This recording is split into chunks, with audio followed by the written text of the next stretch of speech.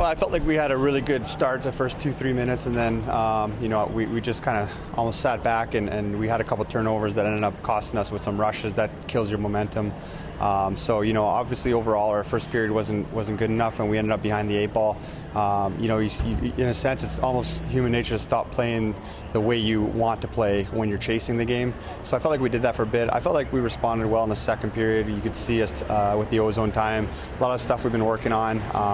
But at the end of the day, I think we just need to get a little bit more of that killer instinct with shot mentality and put some more pucks on net. But it's all part of a season, and we came up short on this night. From a Guildford standpoint, I thought it was very, very good.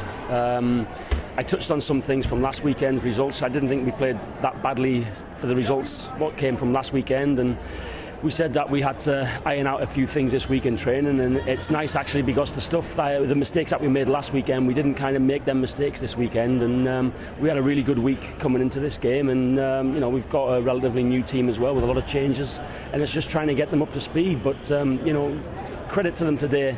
I thought the first period they were value for money, and then the second period we knew it was coming. Obviously, the long change for ourselves, Cardiff had us hemmed in for, I think a couple of my defensemen had a 5-minute shift at one point. They just couldn't get off the ice. The ice tilted very heavily, but credit to Taz, the goalie, as well. I mean, he made some huge saves in that second period to keep us there, but overall we managed to get through that second period, and then going into the last again, it was a slightly better performance in the last from us, but delighted. I mean, this we know from coming in here over the years, it's such a momentum rink as well, and you kind of at 2-0, you're never sure that you're going to win that game, and obviously they got back to 2-1, and then again it was a couple of big saves, a couple of good plays, and then to get the third goal was nice, and then to hold on at the end.